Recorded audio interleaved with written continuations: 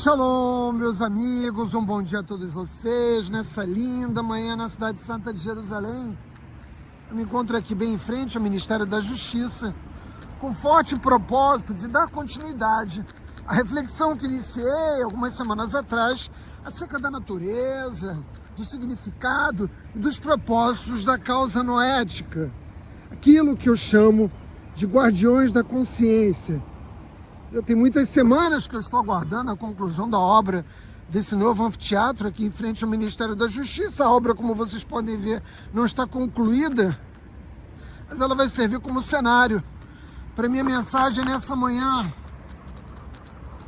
Como foi que eu terminei o primeiro desses 4 shiurim que eu pretendo oferecer a cada um de vocês? O sopro divino dos Ribono Shel Olam, o Criador do Universo, que concedeu vida à humanidade, inseriu também como parte, do nosso DNA espiritual a capacidade de discernirmos o bem e do mal. Portanto, nós não só recebemos o dom divino da vida, mas também trazemos conosco a esse mundo um conjunto de valores morais que o Criador julga serem necessários para a construção do mundo que ele espera ver surgir em nosso planeta. Essa habilidade não é uma habilidade construída no interior das sociedades, mas algo com o qual nós já nascemos. Portanto, um dom divino, e como tal não pode ser objeto, jamais, de relativismos morais. Agora, podemos avançar. Mas avançarmos mais conscientes não apenas da existência de uma desordem moral, e o reconhecimento dessa desordem, ela é o resultado dessa capacidade que todos nós temos de perceber o que está certo e o que está errado. E na medida que nós compreendemos a existência dessa desordem moral, de sua origem, de sua extensão, nós podemos iniciar um processo de intervenção social com a clara intenção de retificar o mundo. Essa é a nossa responsabilidade, nós como judeus, como luz para as nações, e também dos genuínos monoteístas, dos Bnei Noah. Por quê? Porque isso é o que o Criador espera de cada um de nós, e nós temos essa responsabilidade moral para com Deus e também para com a humanidade. E como nós começamos? Nós começamos tratando de saber se a civilização humana ainda se lembra de que a vida humana é sagrada. Esse é o fio condutor que conduz as nossas ações, que nos orienta no nosso agir. A vida noética definitivamente não se presta a meras abstrações, mas a ação, assim como o judaísmo é uma fé em ação, também a causa noética deve arregaçar as mangas para promover as mudanças necessárias para que a humanidade restabeleça a consciência desses valores morais, que são os valores que constituem esse mínimo moral que torna possível a existência da nossa espécie em nosso planeta. Mas para nós podermos avançar, nós devemos refutar uma acusação que se repete constantemente contra o movimento noético. E você do outro lado da câmera vai me perguntar, mas Átila, que acusação é essa? De que os rabinos, portanto os sábios do povo judeu, inventaram as leis noéticas. E dentro desse escopo conspiratório que tem tanto ibope, não apenas nas redes sociais, mas em círculos cada vez maiores, no interior das sociedades humanas, o fundamento dos que nos acusam de criar, as leis noéticas, estão, na verdade, afirmando que a intenção do povo judeu, ao estabelecer esses princípios morais, é controlar os não-judeus. Não é difícil para nós, que vivemos esse tempo e que assistimos essa avalanche antissemita que tem lugar no mundo, perceber como essa acusação se faz presente. Há várias semanas, desde o início do conflito entre Israel e os Estados Unidos com o Irã, que o governo de Israel é acusado de manipular a Casa Branca. Bibi, Netanyahu, controla Trump. Não há nada de novo nessa acusação. Não há nada de novo no sentido de que o povo judeu, ao longo da história, vem sendo objeto dessa mesma acusação de tentar controlar, afinal nós somos donos de todo o sistema financeiro. Nós formamos um comitê liderado pelos Rothschild que governam o mundo. Essa acusação não é nova e ela ressurge em círculos cada vez mais amplos, construindo literalmente, novamente, no interior das sociedades humanas, um senso comum médio. Os judeus são maus, tudo que eles fazem tem como único objetivo controlar a humanidade. Essa acusação precisa ser respondida. Ela foi respondida no passado e ela precisa ser respondida agora mesmo. Por quê? Porque nós jamais vamos ser capazes de criar um ethos noético que nos conduza no caminho da construção de uma civilização noética madura, onde cada genuíno monoteísta viva segundo esses princípios, se nós não compreendermos que essa aliança, que longe de ter sido criada pelos sábios do povo judeu, faz parte de uma aliança que é anterior mesmo ao pacto do Sinai, a entrega da Torá. Ela é a aliança mais antiga, ela é a base constitutiva da experiência humana. Nós precisamos compreender que tal acusação de que nós, judeus, criamos o grupo de 7 leis noéticas para manipular as pessoas, precisamos compreender que essa acusação não surge do nada. Tais ideias têm naturalmente uma genealogia e nós precisamos nos aprofundar no entendimento dessa genealogia para saber o que enfrentamos. A tese de que os rabinos inventaram as 7 mitzvot de Noah para controlar as pessoas não surgiu na seção de comentários do YouTube. Ela segue um padrão teológico muito mais antigo, eu diria mesmo com cerca de 2000 anos de existência. E você me pergunta, mas Átila, que padrão é esse? E eu devo dizer, na teologia cristã primitiva, a lei judaica é repetidamente apresentada como uma lei humana e não como uma lei divina. Mas não apenas como uma lei humana, como um fardo, como imposta ao invés de revelada no Sinai. Aqueles que combateram, os valores da Torá, que se rebelaram contra a vontade divina, sempre acusaram o povo judeu de ter construído a Torá, ou de, no mínimo, a Torá que nós temos hoje, não ser aquela que foi efetivamente entregue ao Criador do Universo, Moshe Rabbeinu, no Sinai. Para os cristãos, as 613 mitzvot são fardos pesados, difíceis de suportar, que nós, judeus, colocamos nos ombros dos homens.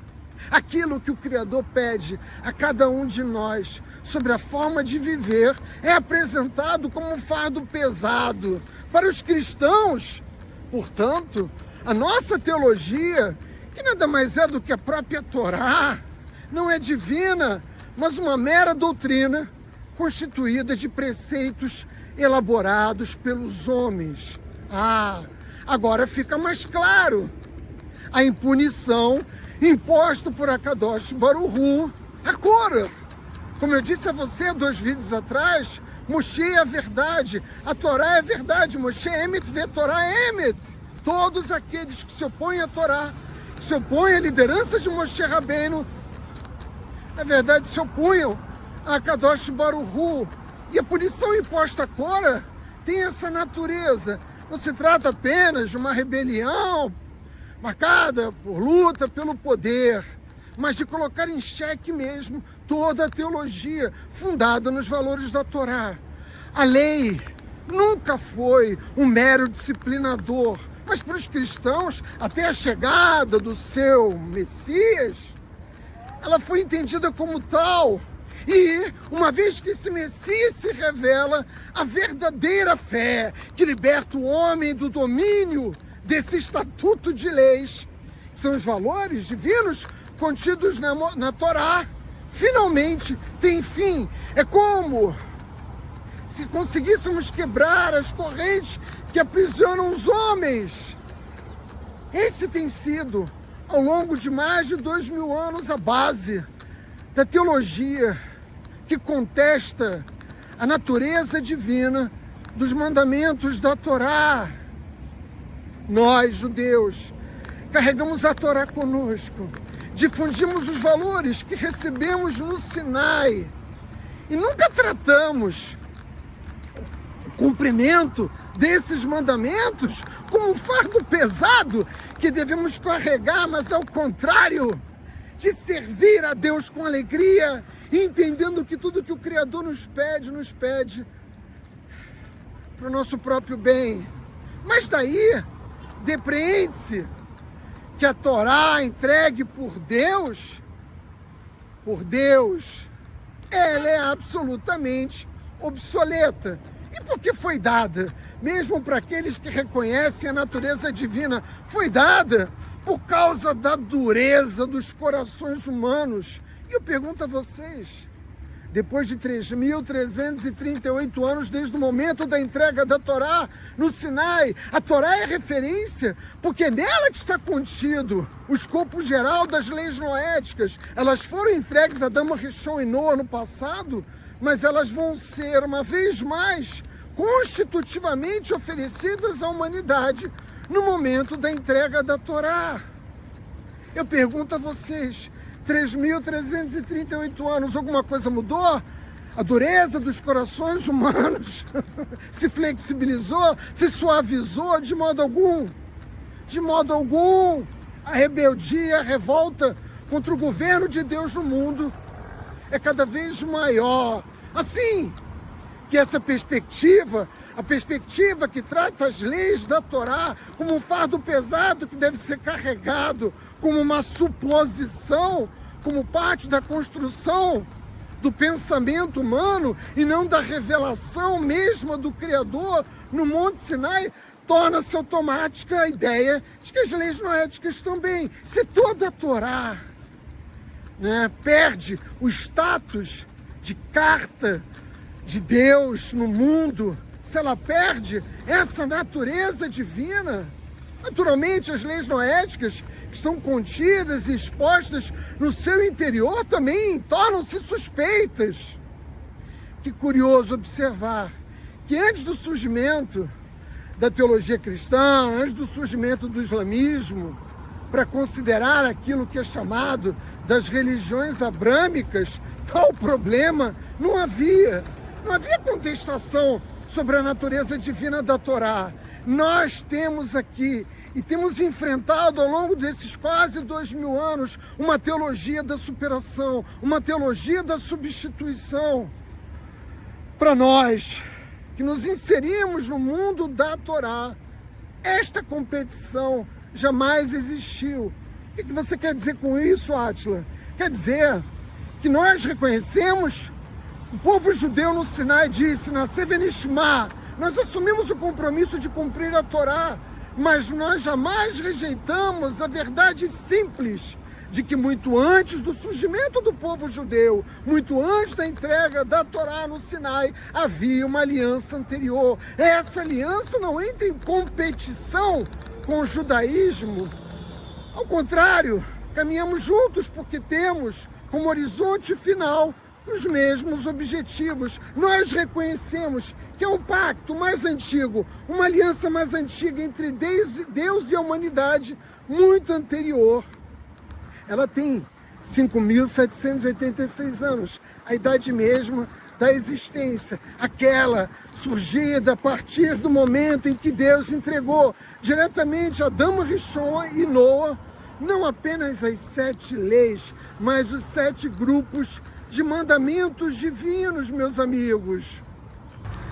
Os trabalhadores que concluem a construção do anfiteatro aqui no Ministério da Justiça, iniciaram o seu trabalho, eles ligaram a serra e eu tive que me afastar um pouco, mas ainda estou em frente ao Ministério da Justiça para poder dar continuidade à mensagem que eu tenho a oferecer a vocês nessa manhã. E eu afirmo, o judaísmo não substitui a aliança noética, assim como o pacto no Sinai não pode ser substituído. O que veio depois não substitui o que veio antes. São duas verdades que, como duas verdades, ou se sustentam juntas ou caem juntas. E é preciso entender que pelo menos uma das três grandes religiões de matriz abrâmica não reconhece a existência desse pacto original de Deus com a humanidade. Essas religiões não podem tolerar a existência contínua de uma aliança que jamais foi revogada. Essa aliança é válida e ela é uma ameaça para tais sistemas religiosos, sobretudo para sistemas missionários de fé. Por quê? Na medida em que nenhuma nova revelação é necessária, porque o pacto ainda está em vigor, checkmate. E é por isso que o pacto noético precisa ser apresentado como uma invenção rabínica, para perder a legitimidade de vontade divina. E a ironia disso tudo é que tanto o Islã como o cristianismo, ao criticarem a suposta ideia de controle no judaísmo, eles mesmos, ao longo de suas existências, uma fé com 1.600 anos e a outra com mais de 2.000, estabeleceram por meio de políticas missionárias um controle cada vez maior das pessoas, cerceando, na verdade, o acesso a Deus, enquanto nós, judeus, jamais defendemos a ideia da necessidade de intermediários e de que qualquer ser humano pode, a qualquer tempo, em qualquer lugar, se relacionar diretamente com Deus. Para essas outras religiões abrâmicas, o acesso a Deus deve ser controlado, deve ser estabelecido a partir de regras e rituais que naturalmente, foram mobilizados com a intenção de ampliar o poder.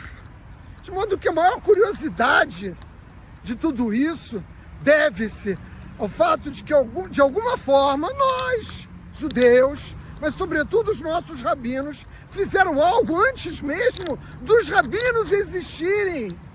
E você vai me perguntar, mas como assim, Átila? A Torá diz, em Bereshit 9:6, quem derramar sangue de homem por homem, o seu sangue será derramado, pois Deus criou o homem à sua imagem. A terceira lei noética, a proibição do assassinato, ela foi entregue a Adam Rishon, foi entregue à humanidade, como descreve a narrativa da Torá, muito antes do surgimento mesmo do povo judeu, muito antes de Abraão Avinu, nosso patriarca, a raiz da nossa fé, ser estabelecida no mundo. A Torá, como eu disse há pouco, é o local em que as 7 leis estão esculpidas, é a estaca de pedra, as tábuas onde elas foram registradas. Esses mandamentos, esse pergaminho traz o sinal da aliança entre o Criador e a humanidade, e adicionalmente a aliança de Deus com o povo judeu. E o Criador ainda nos deu o arco-íris para que nós pudéssemos lembrar dessa aliança imemorial. O Islã, não só a cristandade, também reforça essa ideia. A ideia de que a causa noética e esse pacto original celebrado por Deus com os homens não é real, não é verdadeiro, porque traz no Alcorão, portanto no seu texto maior, a seguinte advertência: ai daqueles que escrevem o livro com as próprias mãos e depois dizem que isso veio de Deus. E não foi o que o profeta Maomé fez? A própria construção do Alcorão não foi uma revelação divina, mas a construção de um projeto religioso de poder elaborado das mãos de um falso profeta. Essas afirmações, conforme eu estou procurando descrever, não foram acidentais, porque se a Torá que existe hoje é autêntica, a mesma que foi dada por Deus nas mãos de Moshe Rabbeinu no Sinai. Então essas duas alianças nunca foram revogadas, a aliança noética permanece intacta. Portanto, não há nada a ser corrigido, não há nada a ser substituído. Nós judeus, estudiosos da Torá, dizemos em oposição às religiões missionárias, como descreve a narrativa da Torá em Deuteronômio 4:2, não acrescenteis nada à palavra que eu vos ordeno, nem dela tirareis nada, pois ela é imutável. A doutrina de substituição, como criada sobretudo pela teologia, pelas teologias das religiões supostamente monoteístas, funciona, como nós facilmente podemos perceber, como uma teologia da superação. Mas a Torá não foi alterada. E os manuscritos do Mar Morto, que não estão muito longe daqui onde eu me encontro, reafirmam isso e provam que a Torá, que cada judeu lê todo o Shabat, pelo menos, na sua sinagoga, foi a mesma que foi entregue ao povo judeu no Sinai. Esse mal entendido é a base das religiões supostamente monoteístas. Nossos rabinos, eu afirmo aqui, nada inventaram, apenas transmitiram a verdade que por eles foi herdada geração após geração, tendo como ponto de partida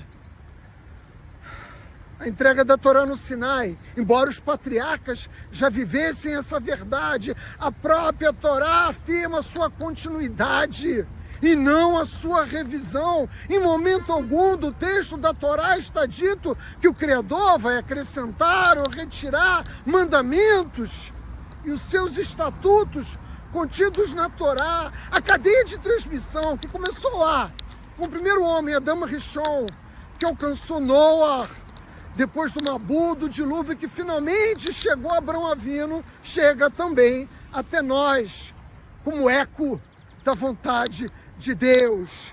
Como afirmei, meus amigos, os noéticos são os guardiões dessa consciência. Que consciência, Átila? Se tu não entendeu até agora, de que existe uma aliança original celebrada por Deus no início mesmo da criação da humanidade, que tem 5.786 anos. Ela é constituída com base em 7 grupos de mandamentos. E esses mandamentos não foram revogados, a aliança não foi revogada, é um pacto que nunca foi revogado e que Deus aguarda ser cumprido por toda a humanidade, agora mesmo, meus amigos, enquanto estudamos a Sagrada Torá. Uma boa semana a todos vocês.